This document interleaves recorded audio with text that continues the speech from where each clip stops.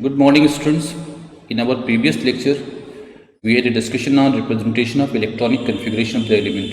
Today, we are going to start a new chapter, classification of elements and the periodic properties. Students, तो सबसे पहले आप क्या करो, जो हमारा जो क्लासिफिकेशन है इसमें यूज पीरियोडिक टेबल की बात करो। तो स्टूडेंट्स, हम लोग जानते हैं, आपने 10th में भी पढ़ा है कि एलिमेंट की क्लासिफिकेशन का पर्पज क्या होता है और उसके लिए जो डिफरेंट आपकी पीरियोडिक टेबल्स हैं वो कौन कौन सी थी। स्टूडेंट्स, आपने वहाँ पर डोबराइनर की जो पीरियोडिक टेबल थी उसके बारे में पढ़ा था, न्यूलैंड्स की बेटे जो पीरियोडिक टेबल थी उसके बारे में पढ़ा था, मेनलीव की जो पीरियोडिक टेबल थी बेटे उसने उसके बारे में पढ़ा था। बट 1913 में बेटे आपको बताएं हम, एक ऑब्जर्वेशन आया था दैट वाज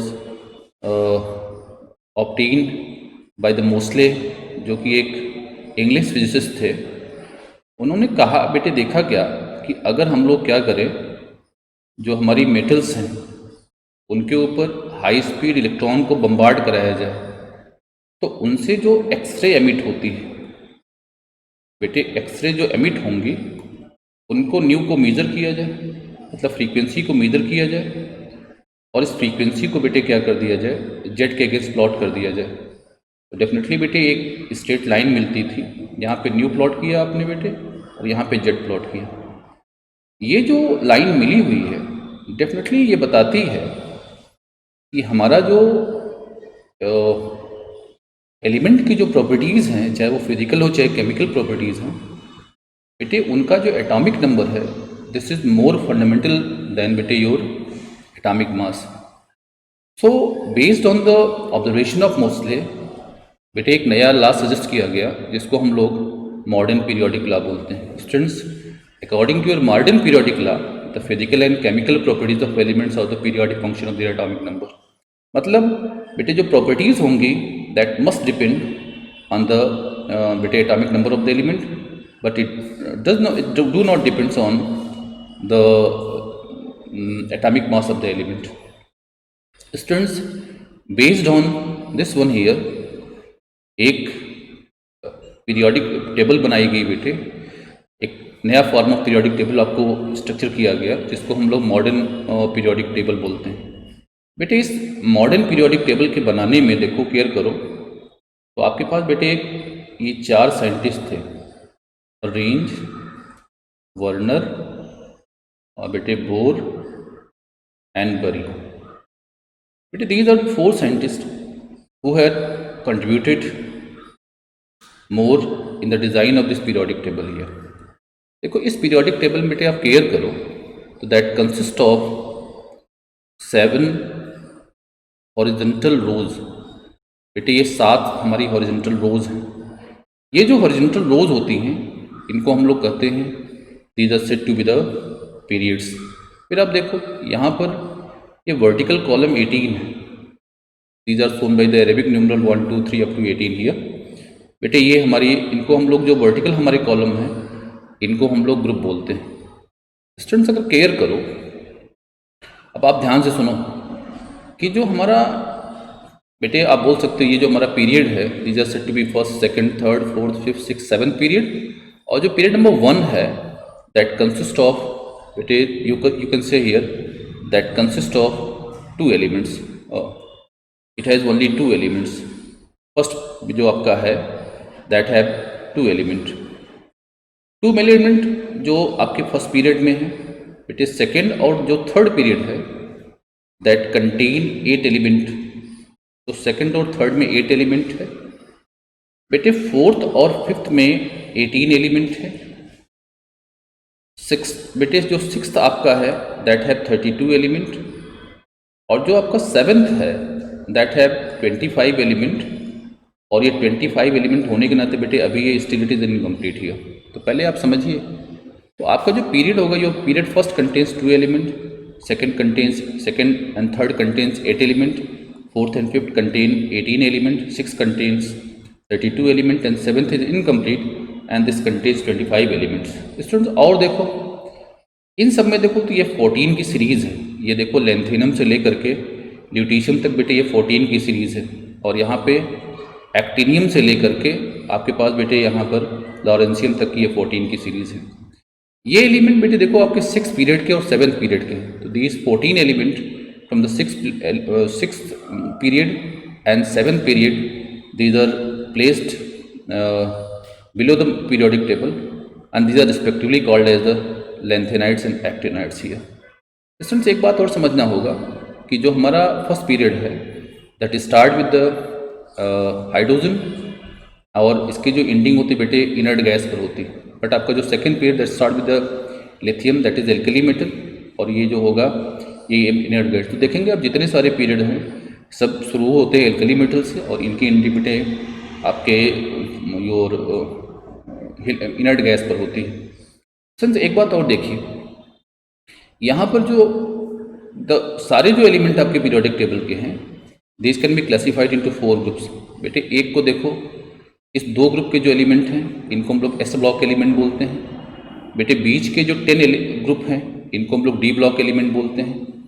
लास्ट के जो 6 ग्रुप के एलिमेंट हैं बेटे इनको पी हम लोग that is P block element बोलते हैं। और जो दोनों ग्रुप 28 एलिमेंट जो यहाँ पे प्लेस्ड हैं these are set to be the F block elements. Students now after that let us take the recommendation for IPAC nomenclature of beta elements. Initially students the naming of new element was traditionally the privilege of scientists who discovered the element and this was ratified by your IPAC, but this has led to a controversy. For example, when बेटे the element of atomic number 104 was discovered, बेटे जब 104 वाला element खोजा गया तो वहाँ पर हुआ क्या कि 2 कंट्रीज़ के जो साइंटिस्ट थे बेटे योर अमेरिकन और जो सोवियत यूनियन के जो साइंटिस्ट थे दोनों ने क्लेम किया कि इस एलिमेंट को हमने खोजा है और इसने कहा कि हमने खोजा हुआ है। बेटे आपका जो अमेरिकन्स थे इस एलिमेंट का नाम वो रदरफोर्डियम देना चाह रहे थे, रदरफोर्डियम, जबकि जो सोवियत यूनियन के जो साइंटिस्ट थे फिर चैटोबियम इसका नाम देना चाह रहे थे।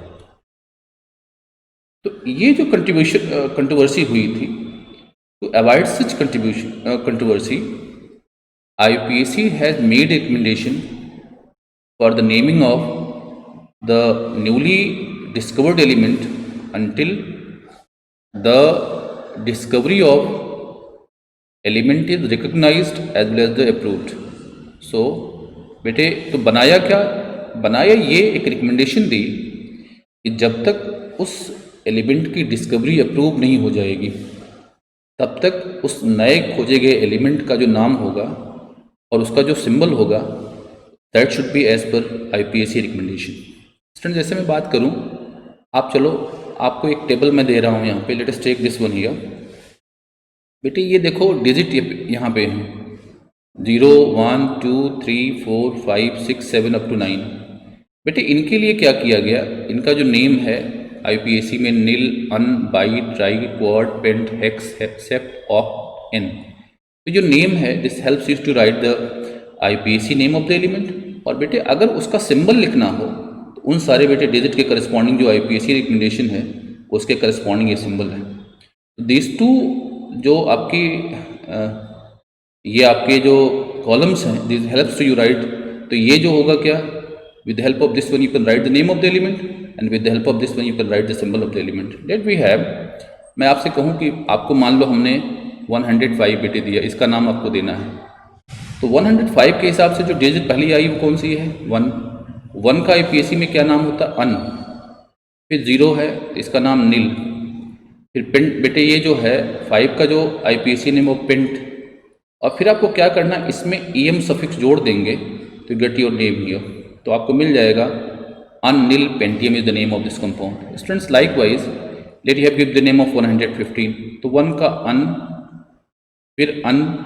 फिर बेटे pentium, that should be the name of this compound here. तो in this way you can give the name of different बेटे your newly discovered element which have the atomic number more than 100। बेटे इसका use हम लोग करेंगे for the naming and symbol of the atomic number elements with atomic number more than 100। तो देखो अब क्या करना है, इसका सिंबल अगर आपको देना तो पहला लेटर कौन सा है, यू। आपने लिखा यू, आपने लिखा यू। फिर बेटे दूसरा क्या आया, अन। फिर आपका क्या बेटे, P. So the name of symbol of this element should be U N P. और अगर इसको देखें तो इसका क्या होगा, U U P. Likewise you can give the symbol as with the name of the different element having atomic number more than 100. Students, now based on this one, try to attempt all these problems. In first problem, you have to that is write the approach difference in approach between the Mendeleev periodic table and modern periodic table. In second में पूछा जाता है कि group जो एक group में belong करने वाले एलिमेंट होते हैं उनकी फिजिकल और केमिकल प्रॉपर्टीज डिफर क्यों करती हैं। In the third case you have to give the same that is symbol as well as the name of this compound with the different atomic number. Thank you.